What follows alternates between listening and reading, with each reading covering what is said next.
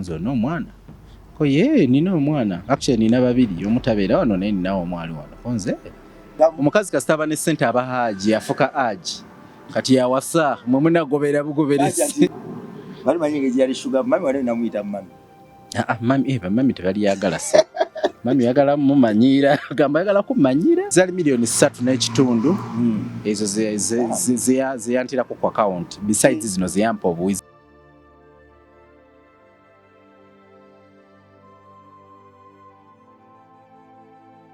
weewaawo gumwana Katonda ali yangoberera kulamusiza nnyo obulamu bugamba ki oli otya wasiibye otya Mukama akuumya atya nze kusaidi yange sicomplaininga waliwo ekiseera kyentuukako n'endowooza nti oba nze Katonda gwakyasinza okwagala ampadde obulamu ampadde ekisa okwesiima n'eddembe obulamu tebusobola kuba perfect eyo ensi naye ate bw'otunuulira banno newooli noga nti nze ndi yaddeyaddeko nga bwe tugenda mu maaso n'okusabira abo abali mu bulumi ensi benyiganyiga benyogootola naffe twesabire atukwatireko era tusaasire eri ekkubo erituzza emabega libule era tuleme ddiraba nate mu bulamu bwaffe amanya bampita Metan Club Bongo oba Remasam ku MR Live kwensinziira oba ku Metan Club Bongo Live kwensinziira nze nzikiriza bwe tuli byogera tuyimirira wano ensi eri biwulira era erikyuka kiri erinze naawe okukyusa ensi yaffe era okuba ettaffaali eddungi era ery'enkizo ery'ensi yaffe nga byonna biwedde tuligirekamu abaana baffe naye nno kijja kuba kya bulyaza amaanyi gibateera obuteezi nga tebasobola giwangaliramu na lunaku lumu kikyentegeeza ng'olidde yatomera dda nga yavunda dda ng'esigadde ku mbaawo twemukirewo twewala akatyabagaako gye baleko sebo kale sebo naye gye baleko amanya bampita Pais abasinga bamanyi nga Pais Jovan naye for now ngenda na Pais limuli okasi yako sabiri wakikyako sabiri wekyawa leche sikwekyawa na rebranding akanjitwale mu ngeri bwetyo kuba nali Pais Jovan Nduli nikakati nkomyewo nga Pais Jovan walijjako likyali linnya lyange kuba liri part of my names agona agajjudde ne kati mu industry bw'oba okoseza erinnya erimu ate n'obanga ebintu ebimu bye wali okozesa mu mannya ago tokyabikozesa oba tokyabinako access oba olina okurebrandinga n'ofuna engeri endala gy'oyinza opromotinga mu kyopromotinga n'erinnya ettufu ly'olinako ovunaanyizibwa Pais gwe omu ku bavubuka bali talented nze nali ndabyeko omulembe gwaffe guno era nze be nalinamu essuubi ery'amaanyi era benkyalinamu essuubi nti at least music industry eri blessed okuba n'abantu nga mmwe wakuba oluyimba nze ku side yange olwanyumira ennyo naye ate tuba tukyanyumira oluyimba n'obula omulundi gumu okuva ku ma TV okuva mu maaso gaffe kyokka ate nga ffe ku side yaffe si tetwetaaga twagala kulaba buli kadde kiki ekyabaawo emboozi mpanvu naye nja kufuba okugitemaatemamu nkuwengera ennyangu y'okugitegeera ntandikira olugero gye lutandikira nga ntandika music oba ntandikira awo kyekyambuza tusooke wano kyekyakubuza dde nokyakumpa bipaati endala ng'otandika music ekyambuza towards lockdown nali ngezezaako okutandika music nga ffenna abaana batandika okukola music wetweyiiza ndi muvubuka nvudde kusomera kya nali nkyali mu ssomero kaakati mmaliriza ku mobs awo nali nkola diploma nvaayo ku mobs mu 2019 covid yatunatera omuyingira kyali wange omwaŋŋamba omanyi waliwo kyali wange omulala ayagala ebya music naye njagala nkole ki nkuconnectinge naye musindikire ku music otulabe baki anaamunyumirwa tulabe bayinza okuyambako ngamba tewali buzibu kuba nali noonyeza management ffenna abayimba tubimanyi onoonyeza management yakasente okateekamu kizibu so munnange omukisa nga gunkubaka ne gwansanga mu lockdown 2022 nga omukulu wa contactinga angamba omanyi kati mu lockdown naye njagala tukole ki tukole kye dream ya buli mwana atandika ng'ofunye management wanze natuuka ne ngamba kati westaff na management sijja yimba kansigale mu studio oba nkola bwa receptionist oba mbakinga nga bwe mbadde nkola kyekyo kyenja okukola nga nakoowa so omukisa bwe gwajja excitement jjukira kati nabali nabivaako set plan nze nti muyimbi atandika bakutegese kino ne kino so omukulu wansinkana mu lockdown nampa obudde nanga amanyi mu lockdown wetegeke ebeggwako bwe naggwa bwe tutandikire era bwe kyali lockdown bwe yaggwa bweti nengenderawo mu studio from nowhere nengenda mu studio ba producer bina netagira ddala engeri gye nali nkola mu studios ba producer nalimba amanyi nagamba ngenda wono ne basasula nengenda wono 2021 abatandika bwanti nkyajjukira tumala okulonda bwe tuti after week y'okulonda nga nfulumya olimba lwange lwasooka ne video yange yasooka obulamu olwo ndowooza lwakola introduction kuba terwakuba nnyo mu Kampala naye terwakuba nnyo Jinja engeri Jinja lockdown gye yali nga teri taafu nga mu Kampala so twasobolanga okusalamu ne tugenda eyo ne tukolerako eyo naye olwakuba nnyo olwali lwakusatu baluyita bbanga baluyita bbanga feno tukubazibanga banga mino feno tukubazibanga ye tukuba nnyo ya olubanga Mudre yalumpandiikira era mwebaza Mudre okumpisaawo bw'oba bwenge kale tuba tukoona baswiti ne bapepa dadi bawuuta biwato byabwe babeera babinyoola wulira mwana gwa kino kibanga eyo nyumirwa ku muziki nanana olingeye kubye kibanganga omuziki guvuga spiidi abaana bakyusa langi banga feno tukubazibanga banga mino eno tukubazibanga ye tukuba nnyo yebanga nga ofulumiza ngashogena mu studio tunagenda waawo kamuze kwenda wakati wali wogambidde nti wali wagamba nti otafuna management ojja kuyimba bikibi wakuwa atenga wali wabigezaako ne bigaana nanoonya nze sirina manager w'omu Kampala ano nga mpozi nga mupya atandise jjo neera n'abapiira mbafata sina manager gwe saafatako era senga otuuza ba managers abamu n'okwata WhatsApp zaabwe n'ogenda ku social media handles zaabwe ogenda kunsangamu nga nina message bwe ziti nafata ba manager ningamba bakati kunoonya manager kanoonyi ba manager nenfata ba manager nenfata abagagga wa mu Kampala abasinga abangi era bonna baba tebakeberanga message n'bagenda bazikebera abamu ne bango banookunga onangamba kiveeko buvi kati natuuka anti obasumbye nnyo basindikidde message esooka ey'okubiri ey'okusatu voice note okubye essimu okoze otya batuuka ne beetamwa era kati oloza bingi bagamba era munange oba contactinze omuntu ebiseera ebisinga nga takumanyi tajja kuwa budde buli awo era jalaba message era ategere bano be bamu ku bali gwe wamugambanga ki nga mpandika n'ogaba bannanga amanya gange kati kaŋŋambe kampa example ya Jeff Chiwa Jeff Chiwa bambiye kati Jeff Chiwa nasooka ne mufata nga nasooka ne mufata mu 2019-2018 awo nkyali kido nali ngenze ku Wines and Blankets kati ne actually nali sigenze nze ku Wines and Blankets company gye nali nkolera ali egenze ku Wines and Blankets ng'erinaka mudaala nga ngendedde omwo bwe namulaba ne ngamba kamufata ono ne mufata ne musaba email ye n'agimpa musajja wa kisanyu nampa email n'angamba musindikire ku music wange ne musindika ne mu nnaku ezo nga buyimba oba nali nakatandika buyimba bubulamu so after some time engeri gye nalisigaza email ye namba ye nga njirina nayo yampa n'ennamba ku email nenjogi nga musindikira ka message wadde nga taddamu naye nga alaba n'addamu alaba wazeemu n'addamu mpola bwentyo ngenda nkyapacapa mpala kati n'omaana obulanga omwaka ng'olwo essimu ebuze n'oddamu n'omucontacting omwaka omulala kati leero bwe natandika okondooza ogenda nga tinga realizing ati anyway ndaba music yako kyamaanyi osobola okiteekamu budde bwo n'ofunamu eki kyofunyeemuuko nemuweereza message ndowooza ate message kati ate message ey'enjawulo gye muweereza kaakati okunziramu after a long time ebadde kaakati nga mmaze n'oyimbako okuŋŋamba kati ekijaba kyangu engeri gye nayo ku music so nameza mugamba bosi wange nakayimba kano ne kano mbadde nsaba oba aliyo chance yonna gyetusobola okukolagana ne tukola mbadde nsaba bampeeyo omukisa nange nkoleko naawe kuba ffenna twagala okukolako ne Jeff Chiwa be bamu kubavuga endongo y'e Kampala so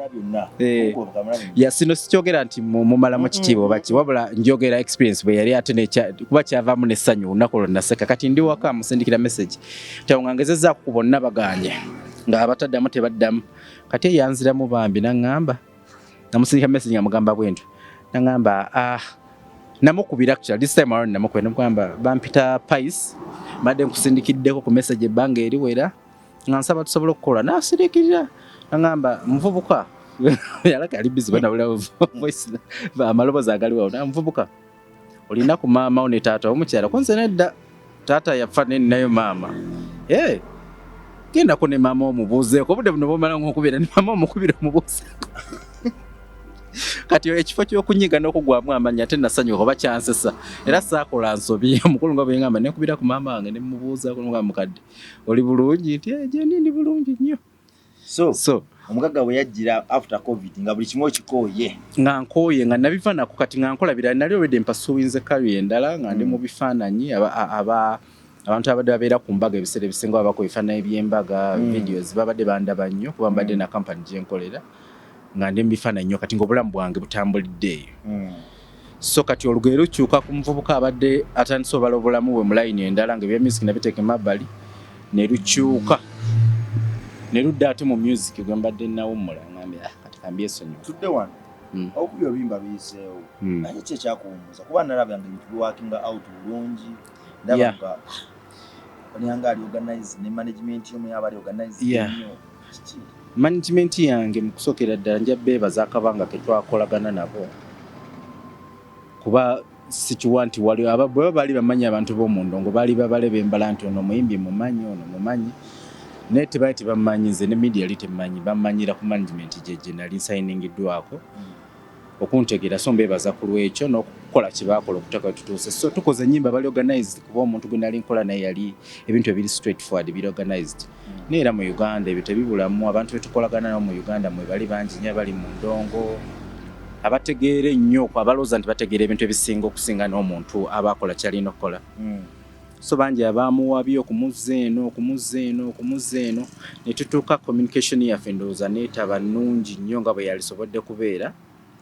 ate ne tutuuka nga nebyetukola tebikyatambula olw'ensonga engeri emu music bwe yalina otambula oba si ze twakola oba twazigezaako naye ne zitatambula bulungi nga Mukama bwe yayagala kibeere bwe kiti mugagga bamuwabye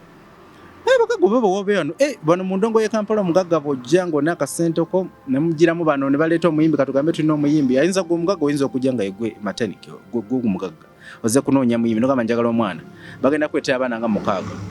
omwana oyo nga gwe bakuleetedde omukaaga buli mba mu briefinze nti kino ne kino ne kino kibeere bwe kiti kino ne kino ne kino kati nze mmala okutuuka gwe n'onzikiriza nze n'onsayininga nnaku 2 nze bwe sitakola kintu ekyo kikutambula nga bwe kirina kubeera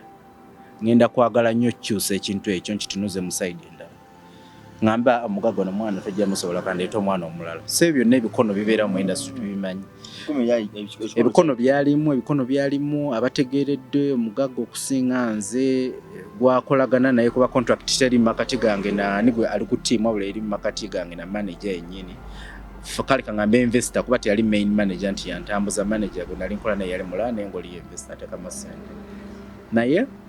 kyatuka ekiseera nga ekikono kinene nnyo sina management mokka n'abantu abali emabbali abaagaliza okuleeta abayimbi baabwe okwegatta ku management nekinteeka mu mbeera nti oli mwana excitement weri nti kati ntandise oyimba bandaba ku TV ku radio bampulira sina kati wempita ne batantegeera nti yono Pice nga vibe eyo weri ffenna tukimanyi abayimbi abakubyeko oba abatandise ne mulabako ne mwerabako omutuuse ate neimaani bigaana so embeera yalimu nti kati natuuka nga nafuna depression kankikutule mangu nafuna depression nti essanyu lye nalina even before kutandika music salifuna ate mu kaseera kennako emyaka 2 oba 3 gye nakolera music mainstream salifunako wadde omugagga ebintu bitandika ottabuka bambi naye omusaasira simunenya sijje sinza tola nawo ne munenya kuba bingi bye natuukako nga ndi naye bye nali style tuseko senga samusinkana so mwebaza ku lwekera bwe mba muwe ensobi muzibaamu abantu bayombagana ababeera awamu naye ensobi tezaali nnyo kuyo kusinga abantu ate abatuli around ne industry yennyini kuba ne industry yennyini teri clean bala bajja ekikono bakiteekayo sasudde kino takikoze nga bwekinabeera so industry bwetyo mumala okwawukana tumala endagaano ate yali ya myaka emeka endagaano yali ya myaka 5 yagwako egwako ndowooza guno omwaka ogutandika ne kakati ffenna bakola contracts n'abantu nze nali nsomyeko okwo nasoma journalism so twasomako ku media law akatono bakusomesa ku mateeka akatono n'amateeka ago gaba gakola n'ewalala so nasoma bulungi contract yange nenjitegeera mwabeerangamu clauses ezimu ezigamba nti kino bwe kitakolebwa nga bwe kirina kubeera tusobola ku breachinga contract so contract yange ya breaching bwa in between nene tusalo ne tula ku meza contract eri breached ne tula ku meza tugamba katukole ku lw'obulungi bw'okwagaliza ne sente ze tutaddemu so ne tukolera ku Wasse Luganda for some time era still ne bitakola mbadde manyi nti ebiseera ebisinga omuntu wa breachinga contract community room oba amateeka gatekinga on ndeeza era n'omugaga yantunira n'angamba kati ate kano nkatwalewa nga talaba ajja akatwala naye nga ekikulu kyonna ekikulu tekyalinze kyova olaba ndooza era amateeka tegagenda kunnyo tekyalinze ekikulu kyali bantu be twakola nabo n'embeera industry gye twakolera abali around bimaze okutabuka gwe ng'omuntu wasalawo okugivinga up there and then nti kasi omugaga anvuddeko kan giving up mbiveeko nsoka empumulemu no tekyaliwo ekityo sa giving up mangu bwenti era naddamu n'enfulumya ne byanjawulo nnyo okuba ng'obadde ne management kati nga tonna management waliwo bingi abantu babeera signed bye tutakola ate ng'omuntu ng'oli wekka ng'osobola obikyapanga gwe n'obigoba gwe kati ate nga bali signed tojja kumanya wa Douglas bagenzeyo batya wa Katsi omulabye otya interview eno ngifunye ntya wano ku MR live ogifunye otya nga byonna nga tobimanye era kyannemesaamu nti ne bwe nali nina ennyimba ntwedde twalina ennyimba ezimu mu studio kuba nasemba tufulumiza EP eriko ennyimba 8 kumpi so nalina olukusa olukozesa music oyo kuba banzikiriza okukozesa music wange wadde ku mikutu egimu simulinako access nga banzikiriza performing nani olukusa oluddamu oluperforming era na performing bambukinga ne performing ne nali sola kuddamu kukola luyimba ne ndukutuusa ku level ate management yabadde tusaako kubanga yo badde tekamu ssente ate nze kati obusente butono jukira tubadde tunatandika kukola nnyo kufuna akasente kanene mbu ngenda kuteekamu so kyanzibuwalira waliwo kyali wange awo yajja nannyambako bamuyita Jeff Dizzo nannyambako okubambi nantwala era wadde rikawo ku most awo babayita bannyanama ku kyenyanama awo ne tukola ennyimba ne tugezaako pushinga mpolampola neera nga tekigwa music yetaaga ssente nnyingi nali sizirina so sagwamu maanyi kati in between awo mba maze ne management ndi awo waka obulamu bunyiga jukira obadde omanyidde nti nze mbeera waka buli kimu kiri paid for buli kimu kiri paid for kati bikyuse gwalina osasula kuva ku renti kuva ku kwambalako kuva ku kulyako kutambulako obadde omanyidde otambula sebe byonna byatuka ne bimbaka bwebiti depression neruma obulamu bwe mbadde mbu planning pictures obadde okubinti kati kasita kuba kana kayimba ne kayitamu akaddako ngenda kuba ndi wali tandika ofuna bookings ez'amaanyi maybe obulamu bukyuke kuba ffenna kye tubala okukyusa obulamu n'embeera neesooka enkwatirawo mu nnyumba embeera yasooka nembakira mu nnyumba muganda wange nga saagala kulinnya kigere kudda waka gamba nti omanyi kati kanzire waka kwa option eyaliwo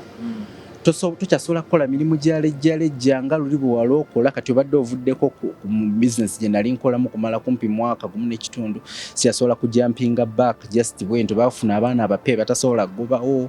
emirimu tegikyaliwo business ekyuse naye tokyabijjukira nga bwe binnakukola so embeera yo yanyigiririza ddala so mba ndyoko ku social media naye era tusaabulangamu muko waliwo era awo bashuga mami we bayingirira mbajja mu mbeera yonna bajja kuba sinza alabika obubi paka kati nti no bayite basobola kundaba bali bandaba eno mu Kampala kasitoli nnya ku TV ojalabibwa buli muntu buli kika kya mukazi yenna buli kika kya muntu kijja kwagala okwa approachinga so balimu kuba teyali omu bali bangiko so sijagamba teyali omu bali bangi sajingira bala gye janyingirira ebanyingirira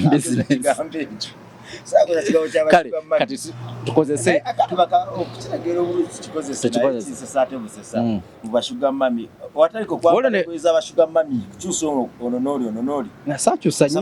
sakyusa nnyo kiri awo naye ngaera yembeera awo yalina okutambulirawo nti ye option yali ennyangu ey'okuresortinga tu mu bulamu bwe nali mu standard y'obulamu nga sobola gimaintaininga naye nga olaba sobola gimaintaininga so ngamba bona sobola gimaintaininga why not wabajja ku flexible kati engeri gye nali nti ndabiseeko buli wamu bamanyi erinnya lyangu nnyo kalimu blue mostly kati banyanguyiranga okuntegeera ne wemba nnyingidde mu kifo nti wemba ngenzeeko mu bbaala etegeerekeka n'ebbaala zange ze ŋŋendamu nga bantegeera mangu oba otudde awo nga bakusindikidde ekyokunywa nga tonaba nako ku kisawo nogamba naye akimpadde nti yo nogamba tewali buzibu oba akimpadde kankinywe mune nga nywa byakunywa nga byakunywa era gye kigwera nga akugulira ebyokunywa tojja kumutunulira butunuzi oleme kwogerako naye ng'era oyogerako naye n'olaba wakutuwakola ki kyakwongerako okwo. So n'abanyambako okwo bamami bashuga baby bashuga mami abanyambako mwezi ennaku mwebale mwankolera kyakabi nnyo kubanga senga temwanyambako osanga senga naddayo mu kyalo.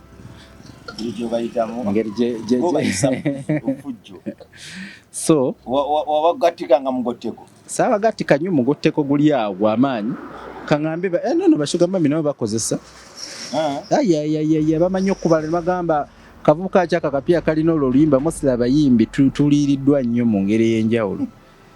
Oli abala nagamba kayimbi kyako bakayita kapaisi nkuwemeko okanfunira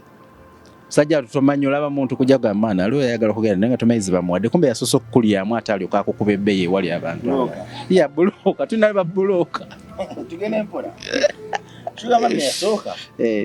Sugar Mami wange okufuna otya eyasooka nali ngenze nkoze ka gig side zeeyo Bukoto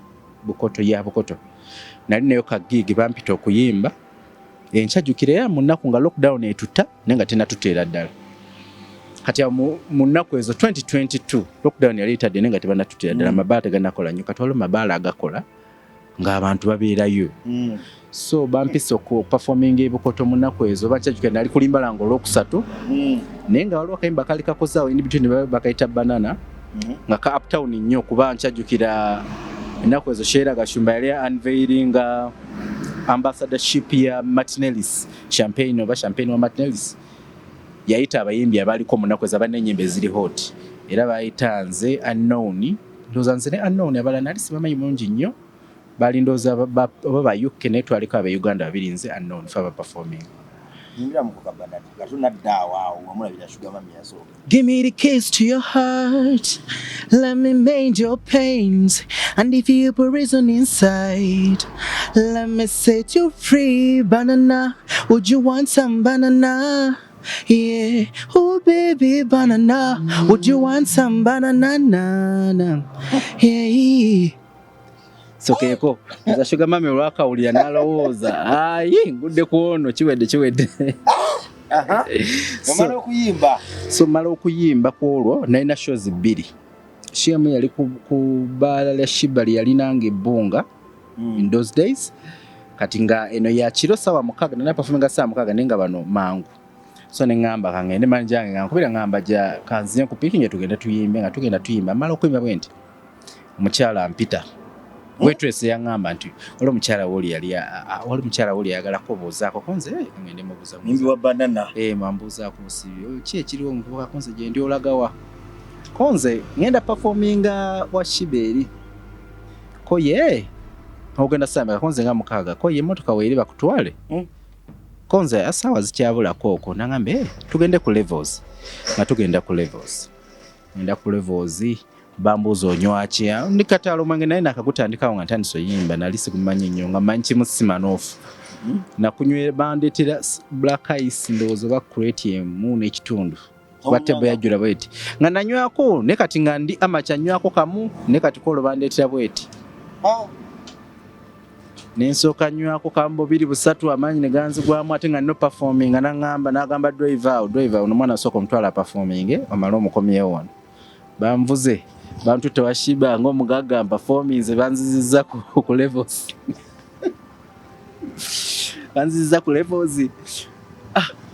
munnange tunyedde ngedda amazzi kati awo nafunyeemu dda kati omanyi abasinga bwe tunywa ebyokunywa amaanyi geeyongera kati amaanyi geeyongera ate bweyongeza njogeza amaanyi buli kibaŋŋamba sikigaana ndowooza baby yatandikira awo ng'amaze okuleeta crate yava wala tandikira ku crate bwe nagira neŋŋamba baby kati atuuse nywedde ebyokunywa byange ebiweraawerako okwo bakyali abalala bamanyi nange ndabyemu bemanyi bagambe banaye sijja mmalawo zino banywedde nga bambuuza nga saawa zigenda ndowooza ku olwo lwe nasooka n'okulwa mu bbaala okutuuka ssaawa 11 kati nywedde nnyo teŋŋamba nvuddewo ntya wano mu bbaala awo waliwo yankubidde akama naŋŋamba oyo nno agenda kulya bulungi nnyo konze kale kanve wano ngambye nvudde ntya mu bbaala agenda kulya mu mbeera y'obuvubuka y'oluniga enjogera y'abavubuka wasanga omusazi mu bbaala waayi teyali mu bbaala munaye ngambye kale omukyala teyali mu byaŋŋamba ayagala kuddayo naye nze nkyaliwoko wano naye gwe nsobola okutta n'ogenda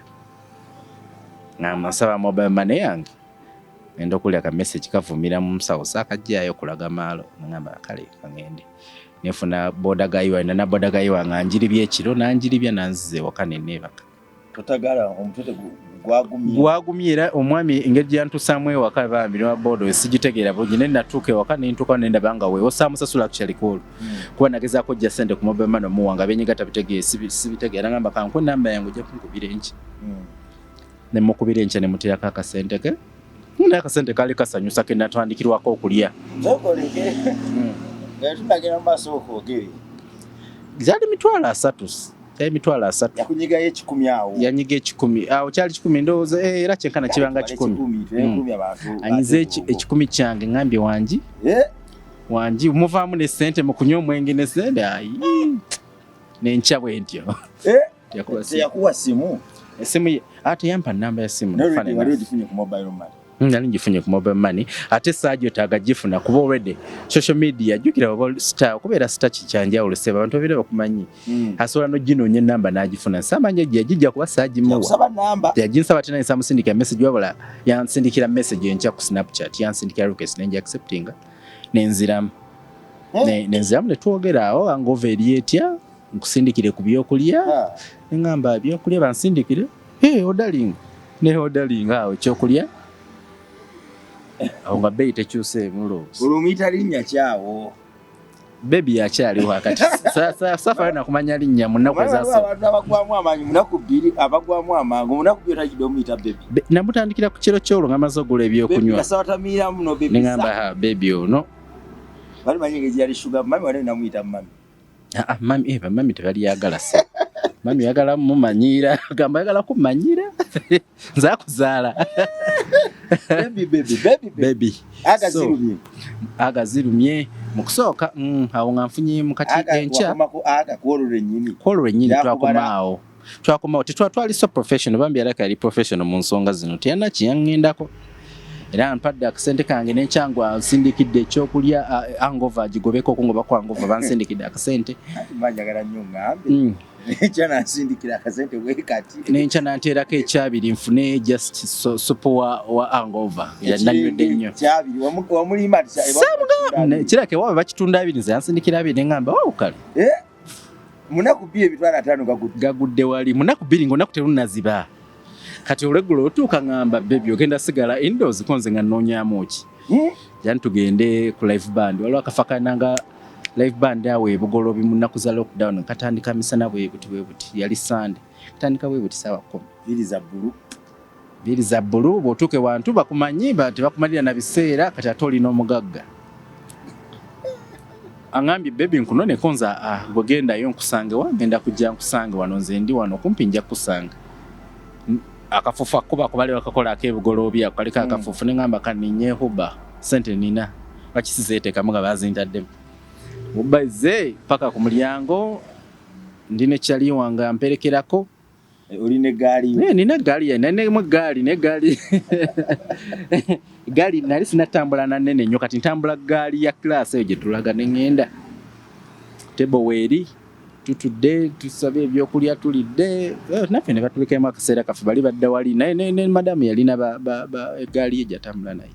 ne madamu naye yali wa gaali yali wa gaali nga y'abakazi oba y'abasajja kuliko abawala n'abavubuka n'abasajja n'abasajja bali mu media personalities bangi nnyo be namulabanga naye kikyolowooza basanjibo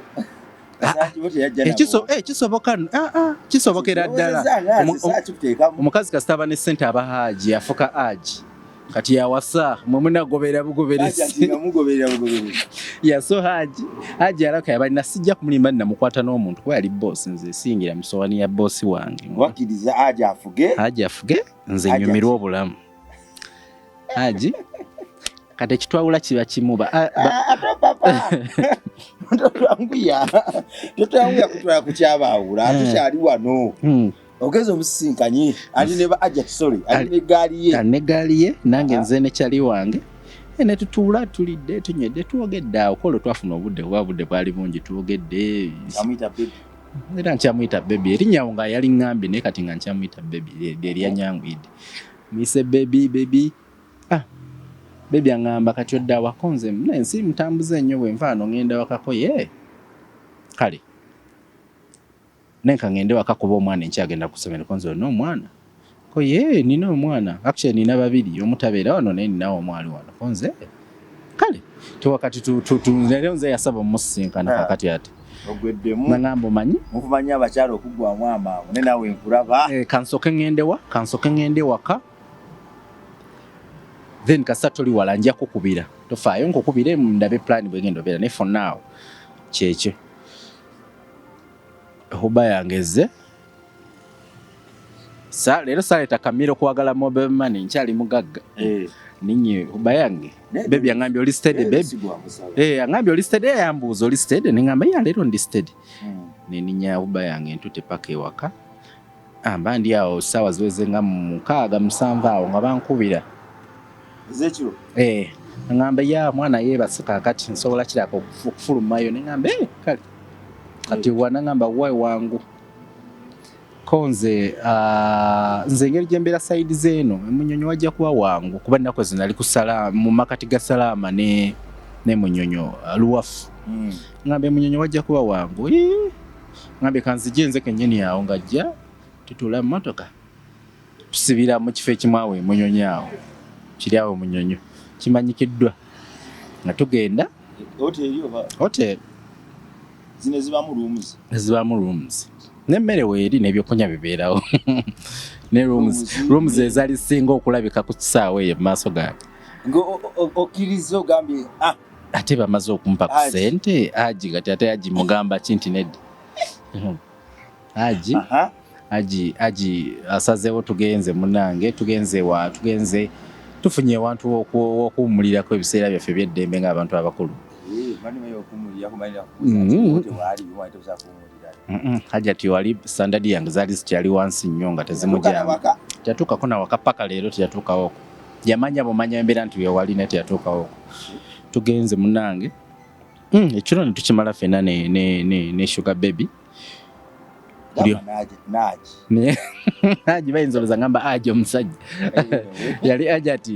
Ajati oyo yennyini tugenda nabuseera bayinza ogamba ngamba Ajati ne tugenda wa ne tubeera ffenna si mu bubi tetusaakakibwa saagala neewaize nakakibwa mpozi embeera yeyanzikirizisa okukola ebimu ku bye sitaalikoze mu nnaku ezo kuba Ajati bwe yampa introduction neŋŋamba yiyi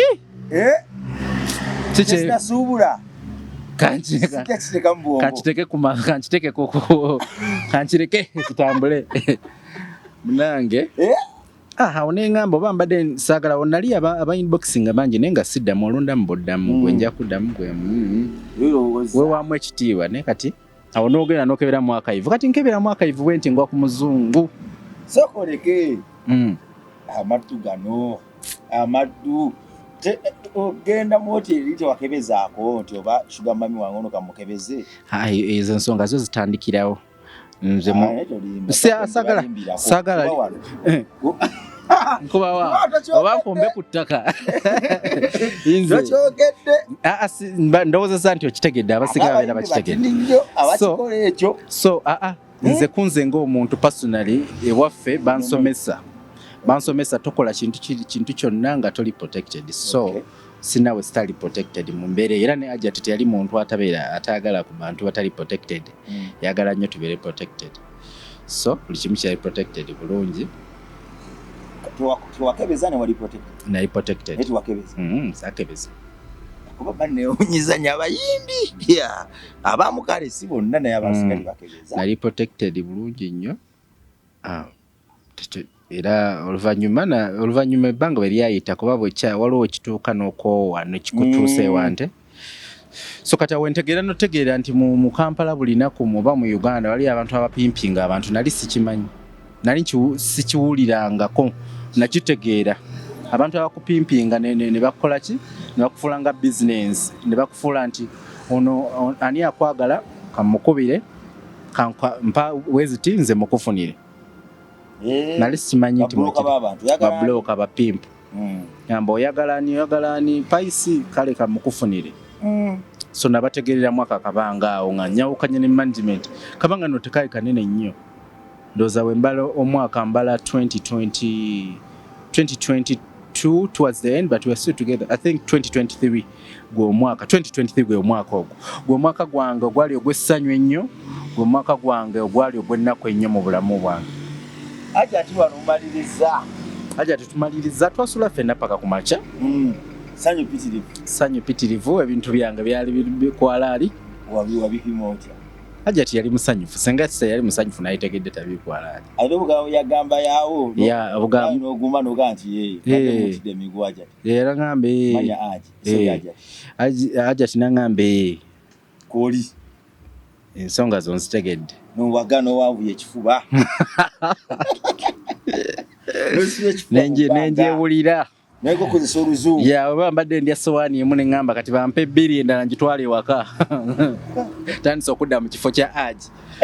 munange nzize Hajati tumaze olabagana buli omu n'asimbula n'agenda nze navaayo nzeka naye n'avaayo yekka n'agenda ekyo kiri obvious leero tikamobe mane kati keetaagisa yali awo actually account yange yasooka okugulawo account ngo eriko sente ezitegeera nga ovudde ku bino ebyotandika ku ssomero campus waliwo Stanbic account yange yasooka Hajati yagindetera okugiggulawo kuba yagamba tonna account kijja kiti agenda ofuna account sente zange zasookako za Hajati yazimpa actually Hajati yampa ne contribution ndowooza y'okwongerayo okukola ki okupushinga career yange ngamba manyi sigenda kuwa nyingi kuba music ali expensive ne kankuweeyo kyensobola nga sinampa yako sente akamala kali mu miliyoni sagala nsime nnyo Hajati njogere buli kyama kyaffe kali kusaawa ezo kali kangi kuneera si kyakalina kusaawa ezo kali kangi naye zali miliyoni 3.5 ezo zeyantirako ku account besides zino zeyampa obuwizi n'endala wali mumala zasoma mmeka awo akameza kalumako mmeka kwa yali alina okuwokya yakabiri yampa wa yali 1.5 1.8 ndowooza ekiro koolo ku makya goolo 1.8 nalina rent boy wange nga rent yakutuddemu antudde mujjukira bw'oba bakumaniginga ebifo ebisinga bye baagala obeeremu birungi byakabi ekifo kyali kyakabi saagala kuvaawo mangu nnyo ndaba wemmanyidde wensobola so rent yali apayirinze nensooka maliriza ka rent kangaawo neŋŋamba kanungiwe bulungiwe kati kansale kirevu sibe kaviiri ne kwe perfume Hajati andabe nga ntukula oddayo obuvumu obuteeka mu kutukula nengamba kati kantukule kasite ennyimba ze nnina bali bakyazikuba ku TV nga omuntu bw'otuuka mu club balukuba ngamba kiri oke addamu okukubira yaddamu nankubirako olweggulo awo Hajati yali tabeera mu Uganda yali ajjabuzi so ne tubeerako ffenna kakabanga keyamalawo okwo n'amala n'addayo amalawo ndozanga nze namulaba ndoza amaze ebbanga eriwera nga tugambe nga mwezi nemulaba mwezi gwe gwali gusembayo kwa tunamulaba nga 3 weeks ndowooza nga weeks 3 mu biseera ng'olina Hajati kino kiwasinga okumwegombako nogaa nti wadde nalina Hajati yajjanga shuga mami naye kino teyali mubi kusookera ddala ku nsonga ya ssente teyali mubi teyanindako kuzimusaba yazimpa nga sizimusabye yakulabirira nalabirirwa mu bufumbo bwange Hajati nalabirirwa nnyo buli kimu nali nkirina kuva kwambala kuva kukulya buli kimu nali nkirina era obufumbo obwo ndowooza sofa bwe nakafuna obulungi ebisigadde naye Hajati balimu essente yayita kuboggolera abantu abalina akasente baba balengezza olumu kuyombayomba kuyisa mu maaso class nali newa class kati nga class ndoza class zaffe zakwatagana n'amanya ne gwazza okulaba si kataala so teyamboggolera yali yankwata bulungi oyo nga ye Hajati yankwata bulungi n'ababoggola baaliyo naye Hajati yankwata bulungi nnyo saamulinaako buzibu so Hajati ye ebintu bye byali kiriya nnyo bwe yaddayo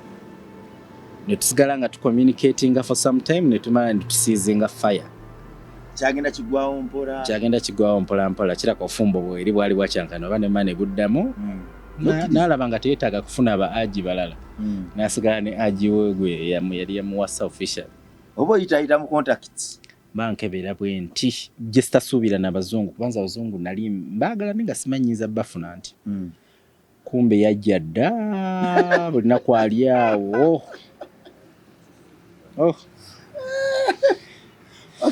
yajja dda bampita enjala ng'ennuma ajja tawo yagenda enjala ennuma embeera yange ndigiraba nga nze omuntu nga bwe njiraba okuddayo ajja gye yakusanga n'addayo si ntandise okuddayo wabula n'addayo naye kati ngaagwa abatatambula ebiseera ebisinga image y'abantu abasinga gye babeera kumanyidde mbalooza ne buli nnaku gy'obeera mukumbe so ndi awo ku makya ngamba kati nzizeeko kintandikirewo kati okuddamu nzireyo nkole bye nali nkola ngende mu kyalo kyaffe bampako piisi yange y'ettaka bantemereko ku ttaka ly'ewaka nime kabeji oba nalima green pepper yatambula naye in between awo nkwata TikTok yange ndoze ku social media gye nasifaako na nnyo kiri awo nkwata ndaba message ndabako kuliko ekifaananyi kya muzunguzungu naye ngamba onalaka mufere ndowooza alaba engeri gye mpositinga ebintu alowooza nina ssente kumbe naye neeyiye nga muddamu samutwala nga kikulu ndowooza twayogera for the first 3 weeks nga mwogeza kitono nnyo nga sikiwa nti mutuufu kati ate wenatuukira omutegeera nti mutuufu twogera ansaba messenger yange Facebook njimu watugenda ku messenger twogera kati ndowooza namusanga mu kiseera ng'alabye ku baana be West Africa bamukozeeko ekyakabi ku nsonga z'okumukuba akasente ng'omutima gwe gumuluma ng'ayagala amusirisaawo so najja nga amusirisaawo kiwasoma okukola ne wano kiwajja okole naye kati ku ye strategy yange teyali bwetyo ku ye strategy yange yali bwetyo olwansonga nali saagala sinyumirwa nnyo okulaba muntu ayita mu mbeera ya heartbreak oba y'okukozesebwa omuntu omulala nali si kyekintu kyempagira so namunyonyola bunyonyozi nti omanyi obulamu mwana ne butereera oba oli yakukola bw'ati abala wali abalungi so samanyi nti abalungi abala balinze kuba twagenda omaliriza conversation nga nnaku 3 tugimalirize ng'afunyemu difference y'omutima gukakanya ambuuza walidde ku kyokulya olunaku lwaleero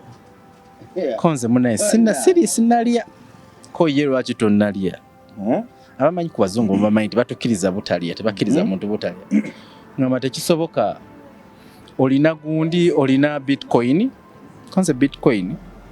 sigimanyi nga ndaga app gye nina okudownloadinga nga gidownloadinga nga nsindikira ssente tasimize babinsindikira sibimanyi era nkubuulira baba nsindikira nga zaali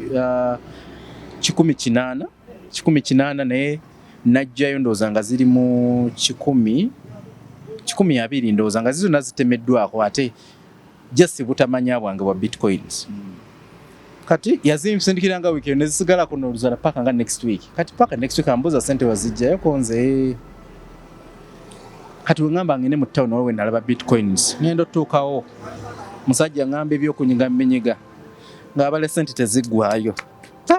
papula ndaabwe kuba nga omusajja ezo abalako bazamala mpeke 2 120 ng'agankwasa muze Uganda nze ndali ngenda mwana anamu 2 around awo ngambe ngambala bwe nti nayitira ku KFC ekansanga awo seerabira lunaku olwo nali ku boda nga ndaba nga nina milioni 3 kuba nali ndudde okukwata ku ssente bwezi ngenda nsooka neeyiwa mu KFC yange awo nga nzikaka n'omutima nga bwe nagikwata bwe nti obwongo bwe bukilikinga bungamba ogudde ku ssente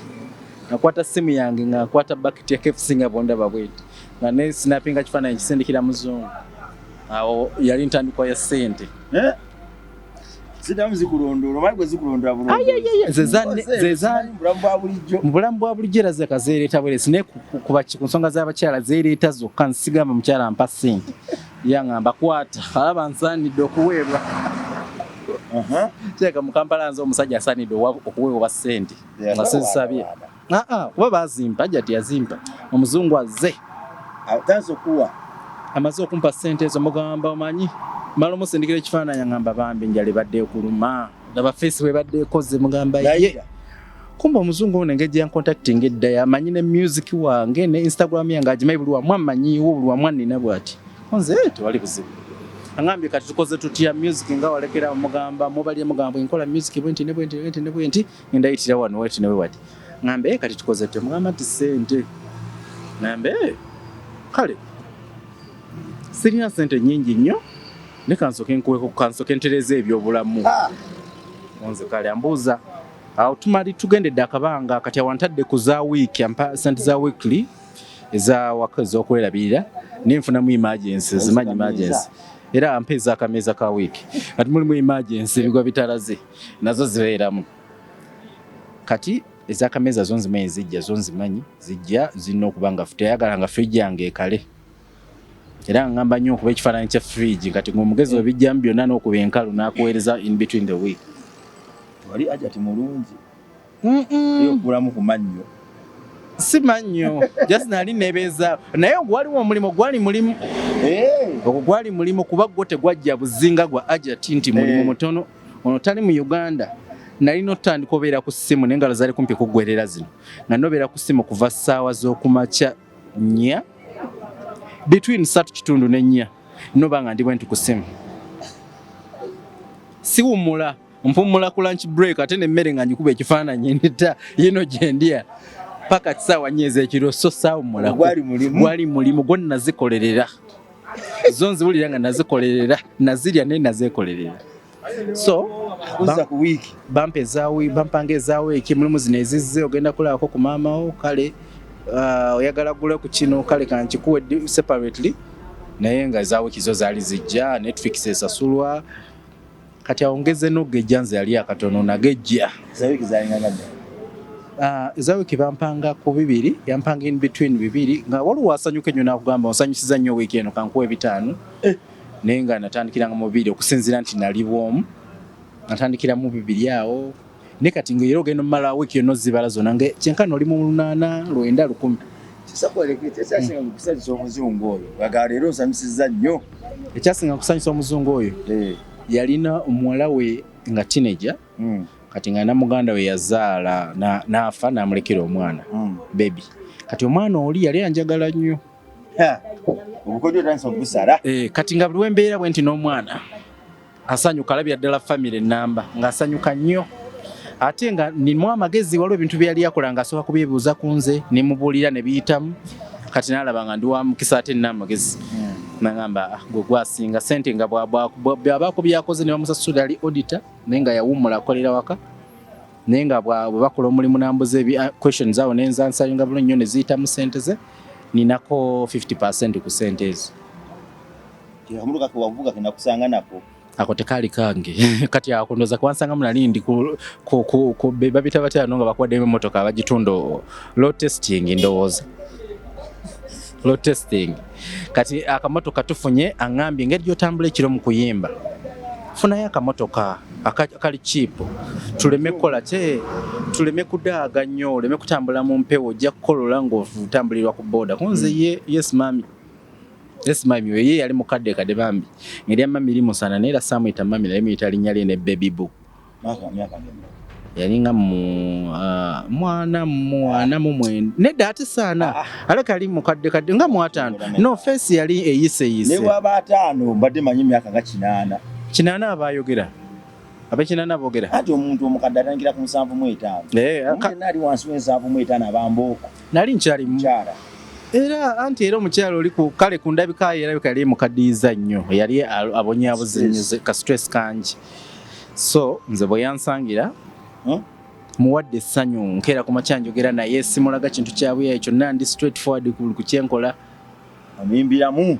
namuyimbira kuba nakakibwa banani ali alwagala nnyo nakakirwa okuyiga olulimi lwe muyimbire oluyimba nga oli mu lulimi lwe yali ggwanga yali mu Hungary so nga boogera luki Hungarian ndowooza soko nyimbiremu akayimba kobanga nembijjukira ebigambo njijukiramu bitonotono ebbanga liweze kati okuva we nakayimba saakawandika nti kayimbi mu studio nakali nkamuyimbiramu nga nakayimo bwe tubwankubira essimu kentandikira kwe kaggulawo omukolo kekali kachigula lujji kaffe akenzo kamuyira kuna gamba ho mwana ono yo nakufuna akamotoka kati atuka ngamba akamotoka awo kati obulamu bwange tebwononekerawo mwana gambye omwaka gwa 2023 gwe gwali ogw'essanyu lyange gwali ogw'ennaku yange kubanga ayimuka ate no ddawo myezi esatu obulamu bwange bwakyuka sirya mmere ya maama gundi ndya papa sport we munjagadde ku lock food oba Grover yereeta emmere ewaka naye kati ate bw'oba ofuna akasente ak'obulindaku ebiseera ebisinga tolowooza nnyo senga omukyegendereza bw'oba ndowooza oba n'ebirowoozo byange byali bitonotonomuuko salowoozanga nnyo nti kankole kino oba kino wabula nafanga nti ekinene kyekiddako buno butonotono bwendi kubeera kituufu ekinene kyali kijja kuba omukyala yankubiranga ne ku bank account nendaba esente ziriyo nga nnyingi okuŋŋumya nti tofaayo gwe guma twemanyiire sente zigenda kujja tamulaga maddu si kye kyatwawukanya anti kundagako bulazi nti noomanyi engeri gyererabye kuba Nigeria yali amanyi mission kati yalawa okuntrustinga ng'asuubira nninga bali just in the street just neninga bali kati bambi ampadde eddiiru y'okufuna akamotoka nali sivuga ngenze njiza okuvuga emmotoka nkyajjukira ali omwana mwala bamuyita Black Sugar ana media house gyakolako mu nnaku zino naye yantwala ku driving school eyo njiga okuyiga emmotoka biki ofune ne permit mala ofuna permit yangamba kati eyo step ewedde ku ssaawa zino tugenda kuki motoka eruma ngenze ndabye akamotoka nfunye permit kati obanga ekiddako kyekyo kuba kimu kyali buli kimu kyalimu nga nsuubira busuubize ntime kasita nteekamu ensonga zange buli kimu kiwedde baŋŋambye ngende nnoonye ez'emmotoka ze njogera sente ze zino ng'era mbaze ŋŋamba bwe bampa bwezi tinja kutematema bwe nti mtemetemene bwe nti yeah so omukyalo ono sijja muyita mukadde aŋŋambye muto namuwa obudde yampa obudde engeri ndowooza namufunako omukisa nti yandabanga omwana besides ng'ebintu ebimu abimpabulako nga binotambula kino kikole booti kino kikole booti bwe nkuwa ssente tozikwata booti nja kukutemako bweziti bwonaakola booti nali nga mwana kyenkana so in between mukusaaza emmotoka twali tulina ebintu bibiri yennyini aŋŋambye instead of you being in a house where we pay this kind of money tukole bwe tuti waki tolaba kataka bangamba mu Africa mugula ettaka ne muzimbako ennyumba nansindikira n'akayumba akapulaani k'ennyumba ke yali alabye ngamba kana akayumba akatono gwobeera bwe kakaba kakumala kafuna akataka ako n'akamotoka then tutandikirawo obulamu sekali nkwase ngenze noonyeza ennyumba noonyeza emmotoka olwo kyaliwo ngwe nakuba entunoonya emmotoka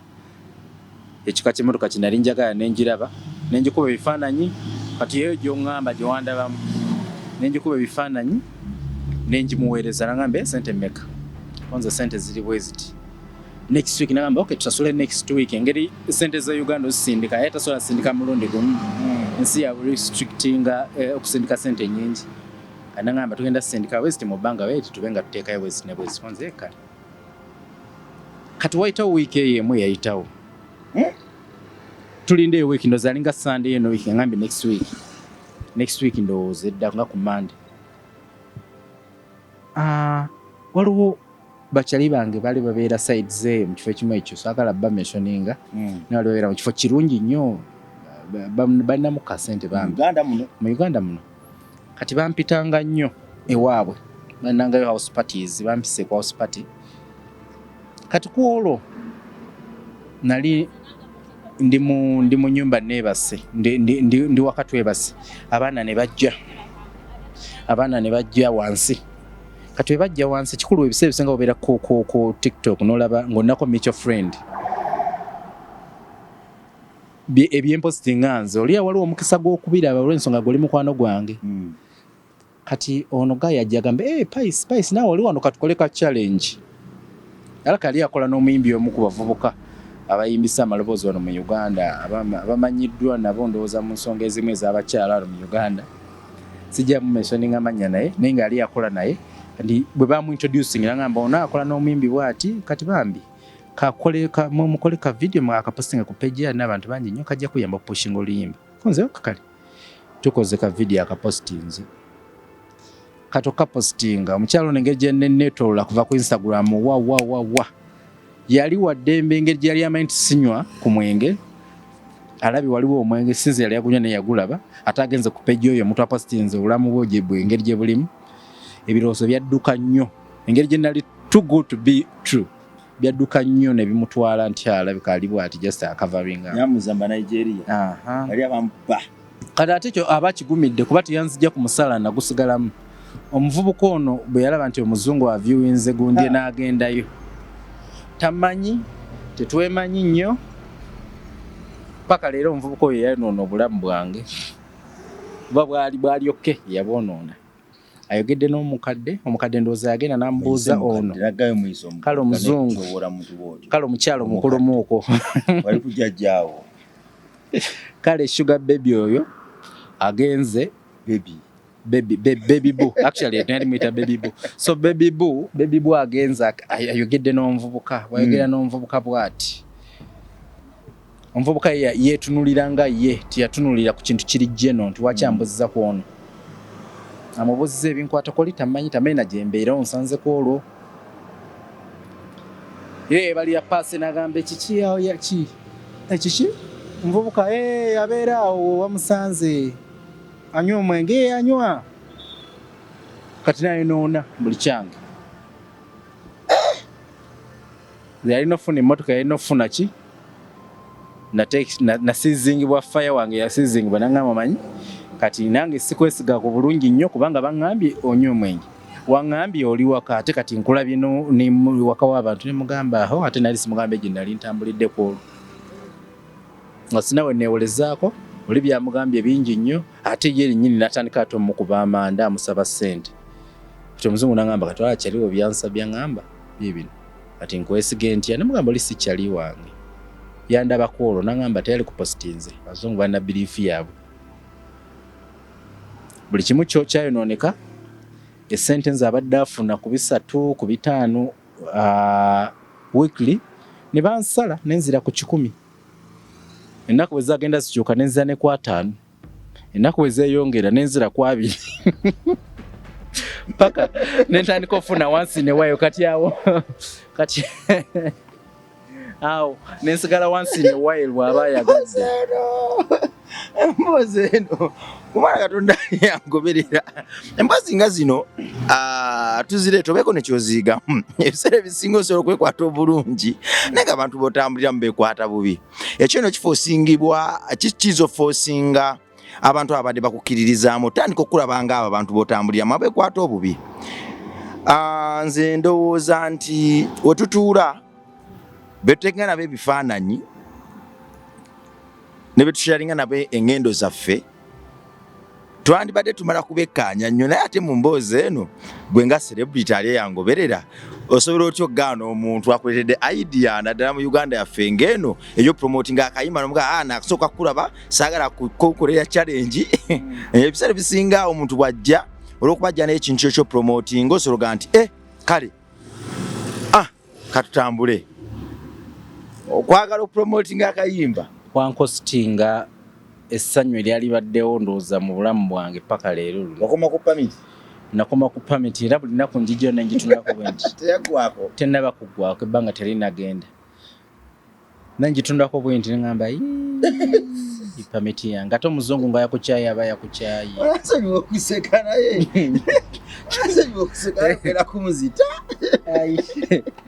ngitunulako neŋŋamba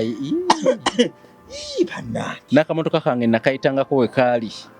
ngamba oba tebannakagula jja kunsonyiwa naddamu olaba nga bakaguze nalaba mwami nga akavuga ku kkubo ery'omu Kampala wano ng'ennamba pweti eyo yennyini ongamba nsonyiwa naye nga tekoze eki ate nkoze eki sina kyenkoze wetonda mukko muli nali nsobyanga nga nze gwe beetondera nga ate nze era n'ebiseera ebisinga nze asobezza ne leero yalina ensonga za beesingirako nga sinawe neetaasiza yakusobyanga neetonda ng'omukyala nti kale nsonyiwa ate ng'okwetonda okumanyi kugirako ebirabo kugirako ebirabo mbadde nsaba ompeeyo ku kapaati akalala tunyumyemukko naye ng'omuntu ali eyo akyatuwuliriza era akyatugoberera waliwo ali eyandigambye nti nandiyagadde omuyimbi oyo okumuwa ku kivulu okumubuukinga okukolako naye enamba y'essimu if you don't mind. Simindingira ddala kuba kati nkomyewo mbadde na taking a break waliwo ensonga ezo nja zikunyonyola ndooza mpaati naddako naye kati nakomyewo nazzeemu oyimba na rebrandings okuva ku manya ge badde bamanyi ne ku YouTube channel abasinga gye badde banoonyezaako mbadde munoonyezanga ku Pice Jovan Pice eya PICE ne JOVAN yo Pice Jovan YouTube channel gyeri management yange yagisigaza gye nali nkola naye enkadde kuba nange mbadde nasikyali. Yeah, so for now nakoze YouTube channel yange empya eriko Pice Hotboy Pice eri PYCE bwete bweri so ku YouTube era bogera nonyiga Pice onabo ne bonyiga Pice wonna nogenda bugenzi ku Google Pice bajja kweta YouTube bakulete zonna wonna ku social media platforms zange zonna Instagram, Twitter, TikTok yonna bampita Pice wa PYCE Hotboy HOTBOY yali yagadde okukolagana nange yeeyo naye nga yagadde okubuukinga akolagana nange mu mbeera yonna osobola okuncontactinga ku namba yange gye nkozesa for now kuba siri signed siri managed nze manager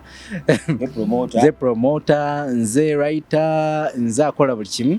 enamba y'essimu yange eri 0726 24 31 71 mu Luganda ye 0726 24 31 kakati Hotboy omuliro maaso awo Hotboy wanje soko nyimireyo kakayimbako kamu ko kyasinza okwagala kulowulira noga nti wabula kano konkewulira zonna esinga nzaagala n'enkadde ze nayimba nzaagala naye kankwesampa kwako abantu maybe ke bayinza okurelatinga nako ennyo akasembayo kenasembayo mu nnyimba zange kalinga akasembayo kufuluma bali bakayita nnyega kagenda bwe kati She's my sweet, nze nasi chefuna, she's my queen, eyo yanambuza matwale era nangamba byonna mbitwale eyo nyiga nze kati nyiga sembera emipiira gyabike nze kati nyiga nze kati nyigaako sembera emipiira gyabike nze kati nyiga Nezino kayimba ne kwa kafanyi ngo kayimbira Hajat no muzungu ya muzungu ye akagala nnyo nno kikwewonyesa yagala nnyo banana nenyiga yambuuza buli kimu omuzungu yatuka n'essera nga yogera Luganda Laira yayiga Luganda akwata translator nadda wali n'abyogera n'asindikira video nga abyogedde oli yali wanjawulo muko naye yankyawa nange ne mmuleka n'entambuza obulamu bwange temukyayogera once in a while ansindikako message n'akyekingako okwo ne ensawo takyagendayo Nebwano go kupimira ku musawo mbera mu Uganda mukama wange Uganda watali sente tosobola ku survivinga buli kimu kya sente music wa sente tijuyo ni musajja nkola music nkomyo music netagira ddala obuyambi ate nga bwoba otandika butandisi kati ninge yazemo otandika obupya financial help yesinga mu mbeera yonna Hotboy anje TikTok account TikTok yange eri ku Pice Hotboy Pice PYCE Hotboy Instagram the same PYCE Hotboy still Facebook Pice era kyekyo Twitter Pice kyekyo Snapchat Pice kyekyo byonna tebikyuka amanya lyerimu nawo wogenda n'oteekamu erujja kumufuna oli musajja muganda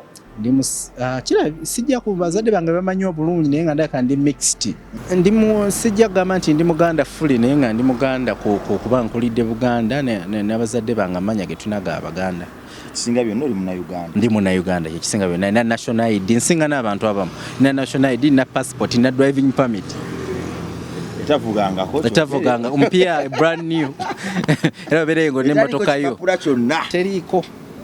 kula Katonda n'ensi yange kula Katonda n'ensi for God and my country yeah mweraba